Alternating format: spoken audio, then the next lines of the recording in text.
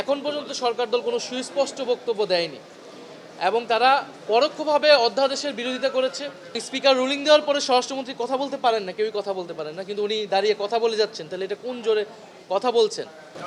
গণভোটের যে রায় হলো 70%, প্রায় 70% মানুষ হ্যাঁ পক্ষে ভোট দিল এবং সেই অনুযায়ী সংবিধান সংস্কার পরিষদ হওয়ার কথা এই সংসদের, এবং তাদের শপথ নেওয়ার কথা ছিল প্রথম দিন। তো তারা শপথ নিলেন না এবং সংবিধান সংস্কার পরিষদ হবে কি না, গণভোটের কি হবে, এই সংক্রান্ত কোনো আলোচনা কিন্তু সংসদে হচ্ছে না। অথচ এটাই ছিল এই সংসদের প্রথম কাজ। তারা বিভিন্ন বিধি নিষেধ রেওয়াজ বিভিন্ন কিছু দেখাচ্ছে, কিন্তু আমরা খুবই স্পষ্টভাবে বলেছি এটা কোনো সাধারণ বা নিয়মতান্ত্রিক প্রক্রিয়াতে হয়নি। এটা অন্তর্বর্তী সরকার একটা গণভোট আদেশের মাধ্যমে এই নির্বাচন হয়েছে, সংসদ গঠিত হয়েছে। তো আমরা আমাদের বিধি মোতাবেক আইনসম্মতভাবে আমরা আমাদের প্রচেষ্টা চালাচ্ছি সংসদের ভিতরে। সেই ধারাবাহিকতা আজকে বিরোধী দলীয় নেতা উনি মুলতবি প্রস্তাব রেখেছিলেন, যাতে সংসদ মুলতবি করে এই যে জুলাই সনদ বাস্তবায়ন আদেশ এবং গণভোট এবং সংবিধান সংস্কার পরিষদ ইত্যাদি বিষয় নিয়ে যাতে আলোচনা করা হয়।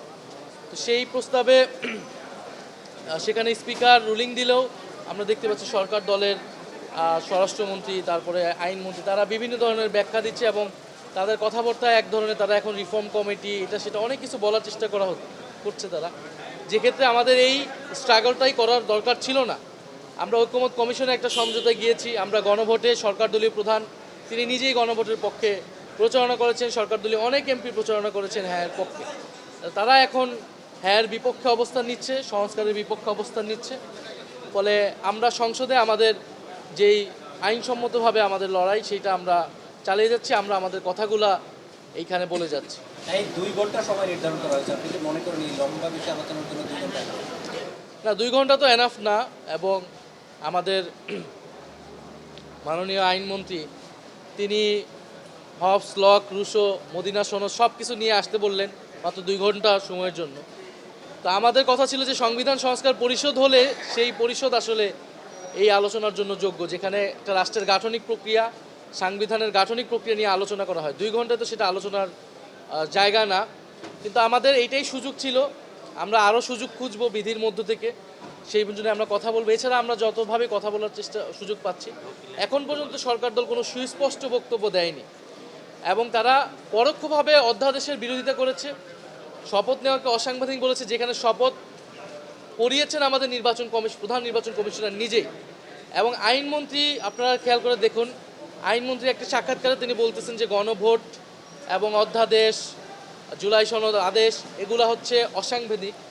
আজকেও তিনি বলেছেন বিভ্রান্তি রয়েছেন, অথচ তিনি কিন্তু অন্তর্বর্তী সরকারের অ্যাটর্নি জেনারেল ছিলেন, যেটা একটা সাংবিধানিক প্রতিষ্ঠান, এবং এই অধ্যাদেশ আইন সেগুলো করার সময় তিনি জড়িত ছিলেন সরাসরিভাবে। তিনি নিজে এই কাজের সাথে জড়িত ছিলেন। এখন তিনি সরকারের অংশ হয়ে বলতেছেন এটা অসাংবিধানিক কাজ, তিনি তখন কেন করেছিলেন? ফলে এই জবাবদিহিতা তাদেরকে আসলে দিতে হবে এবং আমরা আশা করব যে তারা দ্রুত সময়ের মধ্যেই গণরায়ের পক্ষে যাবে এবং গণরায়ের পক্ষে গিয়ে সংবিধান সংস্কার পরিষদ করে সেখানে সবগুলো সংস্কার বাস্তবায়ন করবে। সংসদের কার্যক্রম চালাতে স্বরাষ্ট্রমন্ত্রীকে আপনারা আজকে সমালোচনা করেছেন, ঠিক কেন? মানে উনি কোথায় বাধা হয়ে দাঁড়াচ্ছেন?